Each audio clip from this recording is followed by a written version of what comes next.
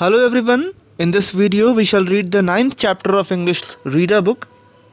It's titled The Elf and the Dormouse. Elf, what is elf? So elf is a fictional creature. ये एक fictional creature है, imaginary creature है और elf का मतलब होता है छोटा सा इंसान, like बहुत छोटा सा इंसान. Like you can see in the picture also that like in this picture you can see this is an elf. ये बहुत ही छोटा सा होता है. It's like a small fairy, you can say. Now under a toadstool crept a wee elf out of the rain to shelter himself. Under the toadstool, sound asleep, sat a big dormouse all in a heap. तो एक toadstool के नीचे, now toadstool क्या है? It's a kind of mushroom. Crept a wee elf, इसके नीचे बैठा था एक छोटा सा, वी मतलब छोटा सा और एल्फ मतलब एक क्रिएचर जो कि ह्यूमन होता है, ह्यूमन जैसा दिखता है लेकिन इसमें मैजिकल पावर्स होती है, like a fairy. Out of the rain to shelter himself. तो एक टोडस्टूल के नीचे कौन बैठा था? वी एल्फ बैठा था.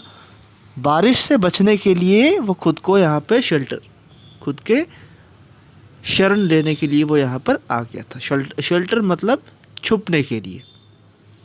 Under the toadstool sound asleep sat a big dormouse all in a heap. लेकिन वहाँ तो पहले से ही एक उस टोडस्टूल के नीचे एक डॉर्माउस सोया पड़ा था. तो डॉर्माउस माउस जैसा एक क्रिएचर होता है जिसकी की छोटी लंबी पूँछें होती हैं. ऑल इन अ हीप, और वो वहीं पे सोया था एक डॉर्माउस. Then we see trembled the wee elf, frightened and yet fearing to fly away lest he get wet.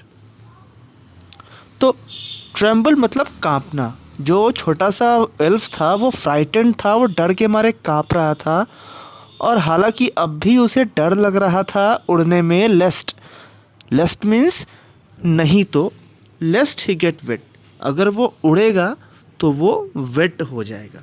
तो वो उड़ना नहीं चाह रहा था क्योंकि अगर वो उड़ेगा तो वो वेट हो जाएगा.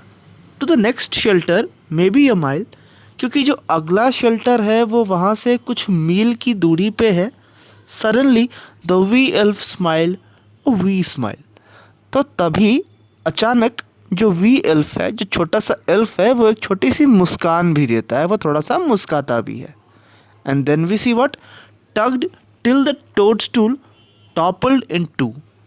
अब टग्ड टिल द टोडस्टूल, और वो टोडस्टूल को पकड़े रखता है, टोडस्टूल को पकड़े रखता है. टॉपल्ड इन टू, और वो उसे टॉपल्ड कर देता है. टॉपल्ड मतलब क्या कि उसे दो टुकड़ों में बांट देता है. Became unsteady and fell down, जब तक कि वो गिर ना जाए.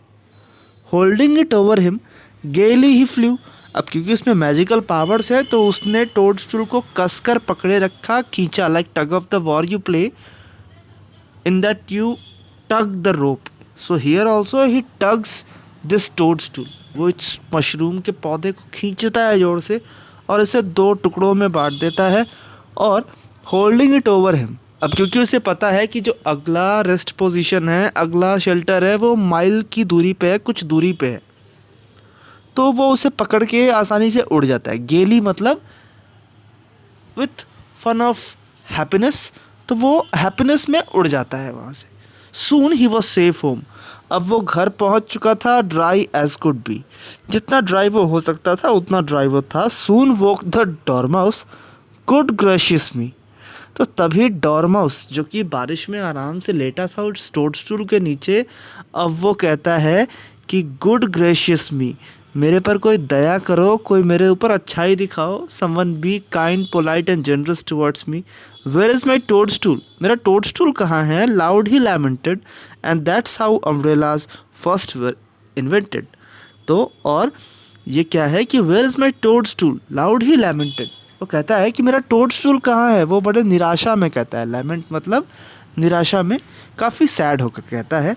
And that's how umbrellas first were invented, और ऐसे ही तो फर्स्ट अम्ब्रेलाज का इन्वेंशन हुआ था. मतलब फर्स्ट अम्ब्रेलाज जो थी वो इसी प्रोसेस से बनाई गई थी कि जब वो टोडस्टूल उस मशरूम को लेकर उड़ा तो हमने उसी आइडिया को सोचकर अम्ब्रेला बनाया. So it's a poem, it's not a true incidence. But now let us look at some other things of the poem, like the rhyming words. You can see the rhyming words in the poem are elf. You can see like these are elf, himself, then sleep, heap. So there are pair of rhyme words in this poem that we are looking at the point at this point of time. It's yet, wet, mile, smile. So we can say that every second line is rhyming with the first one. So the poem is written by Oliver Herford.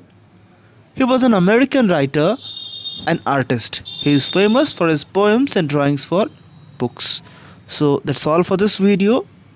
We shall look into the another chapter in next video. So till then, thanks and goodbye.